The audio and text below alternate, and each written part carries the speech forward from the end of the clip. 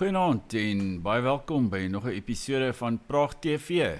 As jy nog nie op die kanaal ingeteken is nie, maak gerus so en klik op die klokkie of die knoppie en sonder op die klokkie sodat u kennisgewings van toekomstige video's mag ontvang.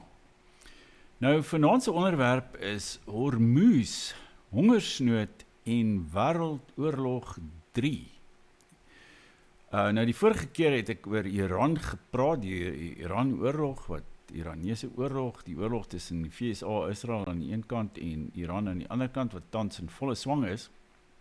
En ook vermeld dat ek op verdere aspekte in toekomende video's gaan fokus. Nou hierdie is dan jy so 'n video vanaand, waar ons bietjie kyk na wat in die straat van Hormuz aangaan en wat uitwerking dit op die res van die wêreld het en watter verdere gevolge dit vir die wêreldekonomie gaan inhou as die stryd soos dit tans daar uitsien eskaleer, en dit is besig om te eskaleer, want die mees onlangse nuus is dat Israel die Pars olieveld van Iran, wat die grootste, liewer nie olieveld nie, gasveld, die Pars gasveld van Iran, ek sal nou vir jy 'n prent wys van presies waar dit gesitueer is, gebombardeer het, en 80% van Iran se energie en elektrisiteit word deur gas opgewek. Met ander woorde, dit is 'n soort van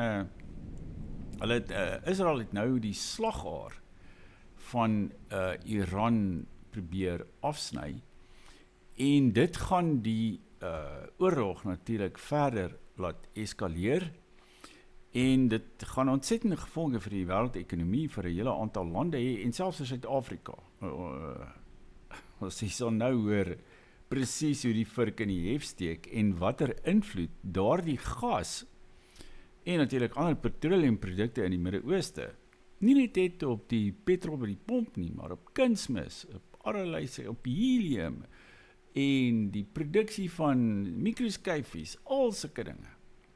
Maar voordat ons verder gaan, wil ek jy net weer eens herinner aan ons boeke wat te koop is by die winkel hieronder. As jy nog nie negrologie gelees het nie, moet jy beslis doen.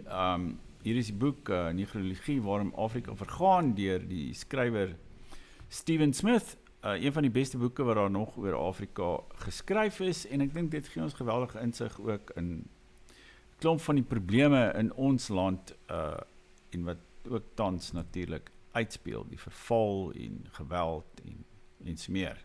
Ook natuurlik die korrupsie wat hom in ons land afspeel. Maar ek het nou gepraat, jy kan hieronder in die winkel kan jy dit en ander boeke, natuurlik ook die Paul Kruger biografie en verskeie ander tekste kan jy aanskaf. Maar ek het sopas verwys na hierdie Pars gasveld in Iran. Kom ons kyk net gou hoe lyk dit daar.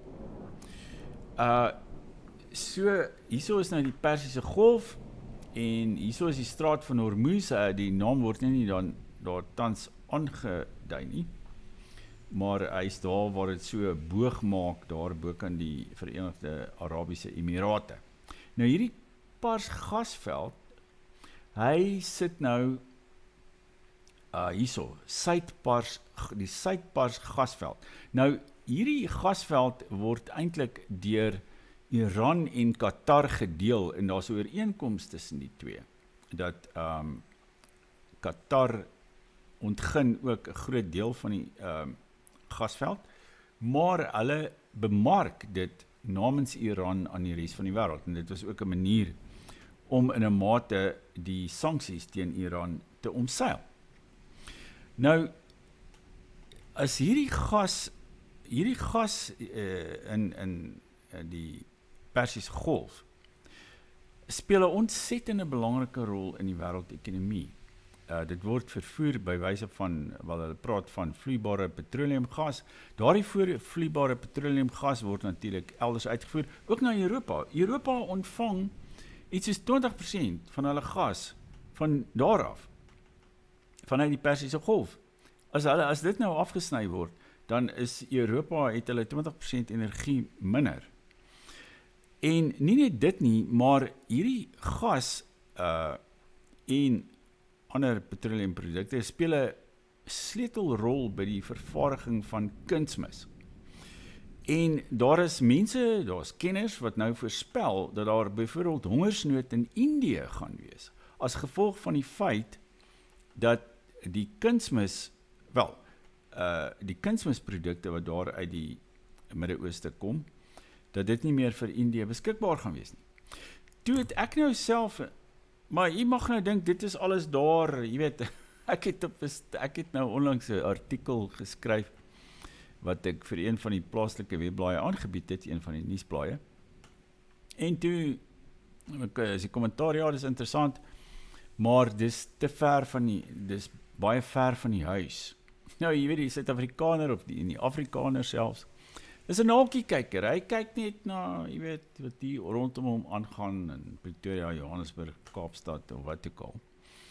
En hierdie probleme elders in die wêreld raak hom nie. Trouwens, dis een rede waarom die nasionale party ondergegaan het. Hulle het gedink as hulle net beheer in Suid-Afrika uitoefen, dan gaan hulle die stryd teen die ANC wen, maar die stryd teen die ANC is in die buiteland gewen en verloor, en gewen of verloor en gewen deur die ANC. Maar dit nou net bloot terloops. Ek het toe gaan kyk, watter persentasie, wel ek het gedink, so 'n idee gehad, ons eie kunsmis in ons land word mos plaaslik geproduseer. Nie waar nie. Ons het Sasol, ek dink hulle noem hulle self nou Sasol Nitro, en dan so Omnia, en daar's Foskor, en so meer. So ons is selfversorgend wat kunsmis betref. Dis nie vir ons 'n probleem nie.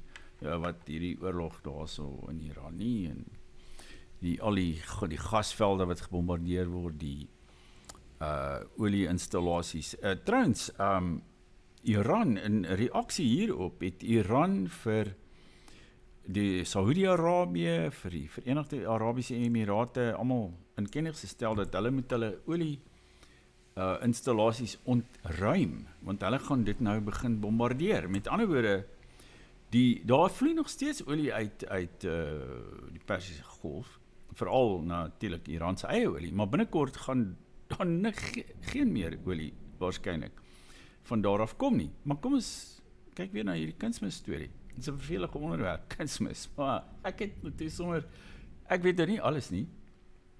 Toe vra ek nou sommer vir Grok hierso.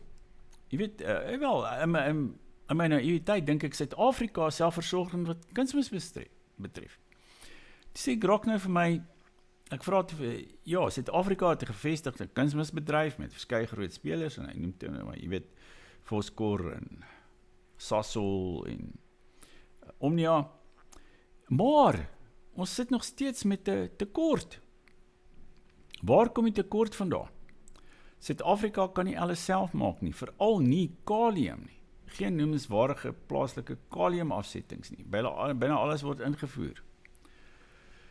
Urium, beperkte of geen volledige urium aanlegte nie, grootliks ingevoer uit Saudi-Arabië, Qatar, Rusland, China ensovoorts.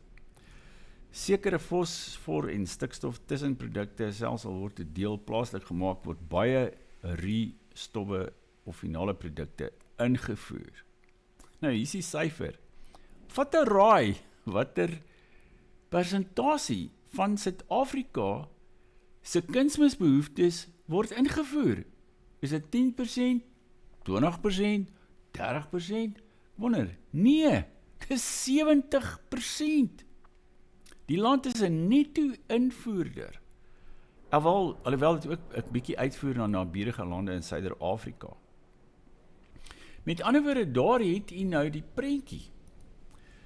Suid-Afrika is soos vele ander lande ter wêreld afhanklik van kunsmisprodukte vanuit die Midde-Ooste. Nou wat gaan gebeur as die mielieboere nie kunsmis het nie? As die graanboere in ons land selfs, jy weet, al die ander gewasse wat ons in ons land kweek, as daar nie genoeg kunsmis daarvoor is nie. Wat gebeur dan met die oeste? Wat gebeur met voedselsekerheid? Maar daar is sommige lande soos Indië met sy bevolking van 1,5 miljard mense, wat geheel en al van invoere afhanklik is vir kunsmis. Met ander woorde, daar gaan hongersnood in Indië wees, daar kan selfs hongersnood in Europa wees. Dit alles is moontlike gevolge van hierdie oorlog wat Israel en die VSA tans voer daar in die Midde-Ooste teen Iran met al die neeweffekte daarvan in die streek. Dus maar dan praat ons nou nog verder van die straat van Hormuz. Die Amerikaners is blykbaar besig om 'n skip met 5000 vlootsoldate daarin te stuur, want hulle wil die Kark-eiland, waar die meeste van Iran se olie verskeep word, hulle het dit klaar reeds aangeval, sogenaamd het hulle militêre teikens daar aangeval, maar hulle het nie die olie-installasie as sodanig beskadig nie, blyk volgens Donald Trump. Maar hulle is besig om hierdie 5000 soldate te stuur om nou kwansys die eiland te gaan oorneem. En sodoende wil hulle dan 'n groot ekonomiese slag toedien aan Iran. Maar Iran sit daar vir hulle in wag. Hulle sit met hulle missiele, met hulle kanonne, met hulle en hulle kan selfs daardie skip sink wat op pad is soontoe. Nou ek het 'n argument gesien dat tot dusver wou die Iranese wil nie eintlik, hulle wil nie 5000 Amerikaanse soldate doodmaak nie, want dit gaan die openbare mening in Amerika natuurlik geweldig skok en waarskynlik veroorsaak dat die publiek in Amerika teen Iran keer. Terwyl tans ondersteun slegs 20% van Amerikaners hierdie oorlog. 80% van hulle is daarteen gekant. En vandaar dus die feit dat Iran tot dusver nie werklik vreeslik kragtadig teruggeslaan het, veral teen die Amerikaanse soldate nie. Hier en daar het natuurlik van hulle gesterf en is beseer en dit word ook natuurlik gesensureer en verdoesel. Nou, die straat van Hormuz vervul dus 'n ontsettende belangrike rol vir die hele wêreld. As ons net weer kyk na hierdie kaart, hierdie gedeelte, hy is net 31 seemyle wyd, maar 20% van die wêreld se olie vloei daardeur tesame met vloeibare petroleumgas en so meer. Nou, die oorlog is besig om uit te kring. Israel het intussen Libanon aangeval, die suide van Libanon, Hezbollah, wat nou werksaam is in die suide van die Libanon. En hulle het nog 1900 mense, amper 1000 mense gedood en duisende is beseer. Maar blykbaar het Hezbollah geweldig teruggeslaan en hulle het eintlik die Israeli aanval afgeweer. Dit is ook aan die gang. Maar soos wat die oorlog eskaleer, is daar die moontlikheid dat al die olie vanuit die Persiese Golf en vanuit die Midde-Ooste tesame met die kunsmis afgesny kan word. En dan gaan ons 'n wêreldwye resessie, selfs depressie ervaar. Lande soos Japan en Suid-Korea, Taiwan, hulle beskik oor geen natuurlike hulpbronne nie, olie, energie, hulle eie energie nie. En hulle gaan die eerstes wees wat ekonomiese insinking beleef. En dus, om daardie rede is Japan glad nie genee om, Trump het hulle gevra, wil julle betrokke raak met die oorlog, en hulle is glad nie genee. Hulle het gesê, volstrek nie, ons wil glad nie daarmee betrokke raak nie. Hierdie oorlog is vir 'n land soos Japan 'n nagmerrie wat bewaarheid word. En daar is, kyk, tot dusver, die Amerikaners het natuurlik hulle strategiese petroleumvoorraad, 'n groot deel daarvan reeds beskikbaar gestel op die wêreldmark. Daar was 'n berig op Reuters daaroor, maar hulle het tot binne 'n maand of so gaan die gevolge van hierdie gebrek aan olie uit die Midde-Ooste voelbaar raak in die wêreld. Nie net gaan die prys geweldig styg nie, hy het so 'n bietjie gedaal gister of so, maar ek sien vanoggend hy sal weer bokant $100 per vat ru-olie. Dit gaan geweldig duur word, terwyl volgende maand gaan die petrolprys by ons natuurlik met R4.50 styg. Maar daar is sprake daarvan, kyk, die vliegtye wat natuurlik vliegtuigbrandstof gebruik, die prys van 'n vliegkaartjie gaan verdubbel. Ek wou nou in die Europese somer in Junie, daar is 'n konferensie in Antwerpen wat ek wou gaan bywoon, maar ek weet nie eers of ek sal kan gaan nie. Ek weet nie eers of daar vliegtye gaan wees nie, of daar vlugte gaan wees nie. Die hele verenigde, die lughawe in Dubai is blykbaar platgebom. So al die Emirates lugdiens, die Qatar lugdiens, hulle het almal tot stilstand gekom. Met ander woorde, daar gaan 'n ontsettende tekort aan vlugte wêreldwyd wees.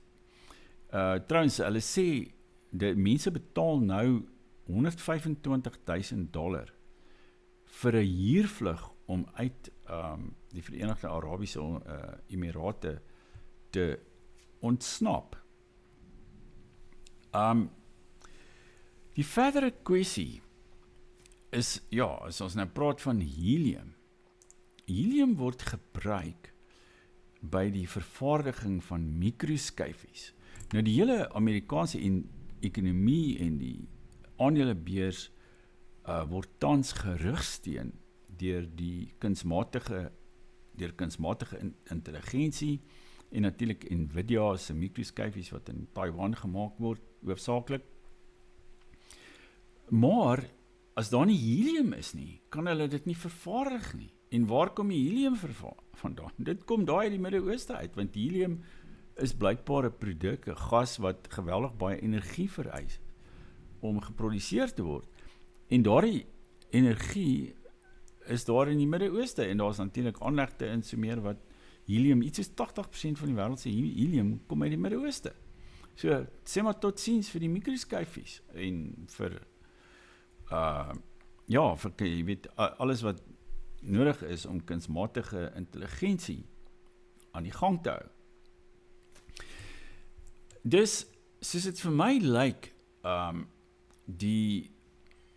hierdie oorlog gaan net eskaleer, as ek na Donald Trump luister, en veral natuurlik na Israel, wat heeltemal, kyk, vir hulle is daar nie reëls nie. Hulle is besig om dit verder en verder te eskaleer, tot op 'n vlak waar dit eintlik gaan uitloop op 'n soort derde wêreldoorlog, waar die betrokkenes gaan probeer hulle gaan begin om 'n groot getalle burgerlikes ook te teiken. Kyk, Israel doen dit reeds in Libanon en elders, en natuurlik in Gaza. Tot dusver het die Iranese eintlik daar was min gevalle waar hulle burgerlikes in Israel geteiken het, maar soos wat hulle leiers word natuurlik een na die ander doodgemaak deur die Israelies, en soos wat Israel al hoe meer radikaal optree en byvoorbeeld ook deur die gasveld aan te val, gaan die Iranese waarskynlik begin terugslaan, en gaan hulle voor die voet geboue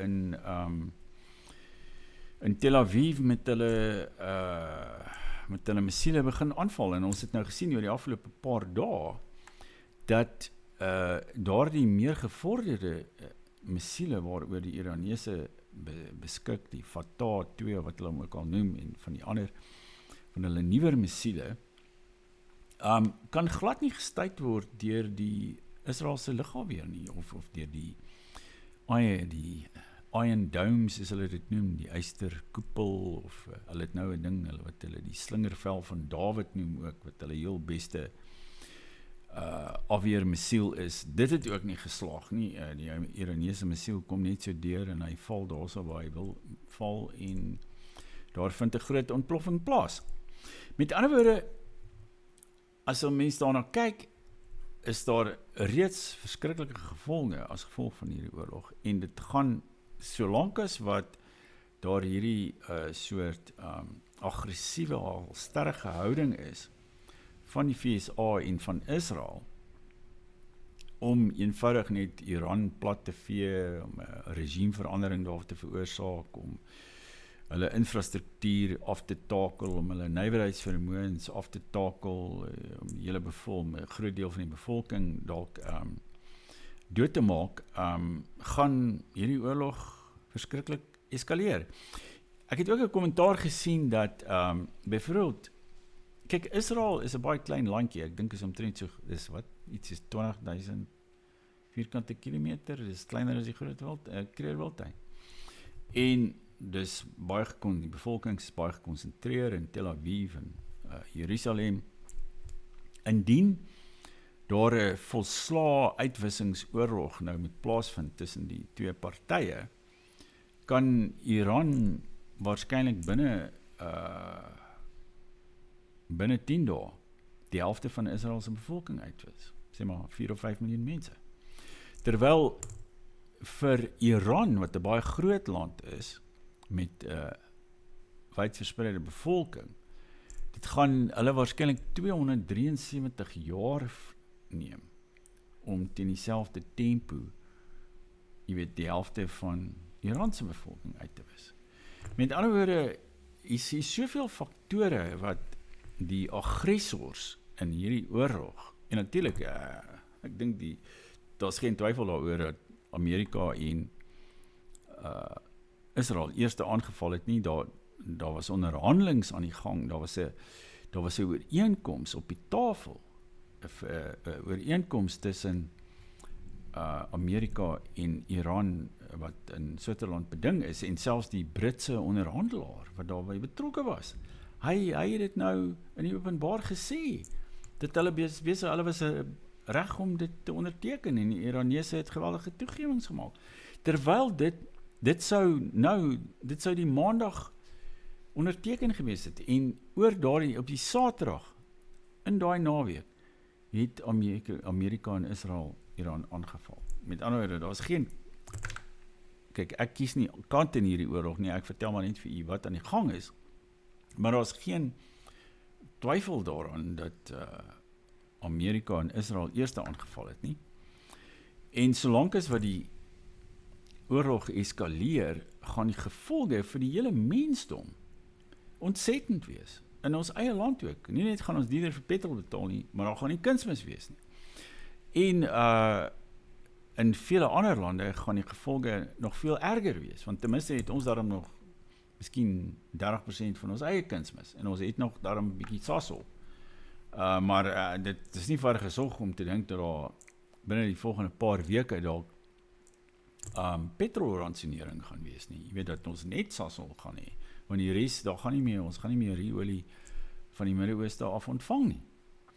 Ons kan ook 'n bietjie van Rusland kry, ek weet nie. Maar ek weet nie, die Suid-Afrikaanse maatskappye werk nie eintlik vreeslik met Rusland saam nie. Hulle is meer gerig op die Anglo-Amerikaanse wêreld, op die Engelse wêreld, en daarom op die state in die Midde-Ooste, uitgesonder waarskynlik Iran, maar die res, Emirate, Saudi-Arabië, Qatar, en hierdie oliemaatskappye wat in ons land aktief is, hulle verkies om met hulle handel te dryf. Met ander woorde, ons gaan nie, en Rusland se eie olie, daar's nou 'n geweldige aanvraag daarvoor. Die Russe het tot dusver, omdat daar soveel sanksies teen hulle heers, het hulle olie teen 'n afslag aan Indië en ander lande verkoop, maar nou verkoop die Russe hulle olie bo aan die markprys. Hulle swem in die geld, die Russe. So Suid-Afrika gaan taamlik laag op die prioriteitslys wees, as dit kom by die verskaffing van olie wat binnekort so skaars soos die spreekwoordelike hoendertande gaan word. En dit alles, jy weet van weer die onbesonnenheid van politici. Ja, hier is nou hierdie meneer Joe Kent, wat bedank het ook, ten slotte kan ek dit dalk noem. Meneer Joe Kent was die tweede in bevel van die Amerikaanse veiligheidsraad, en hy het bedank omdat hy gekant was teen hierdie oorlog, en hy het vir Donald Trump gesê daarvoor dat Iran geen veiligheidsbedreiging vir die VSA ingehou het nie. Maar desnieteenstaande het die Trump het die Withuis en natuurlik Israel en Benjamin Netanyahu voortgegaan met hierdie aanval en die wêreld in hierdie tipe chaos wat ons tans reeds beleef en binnekort aan eie bas gaan beleef.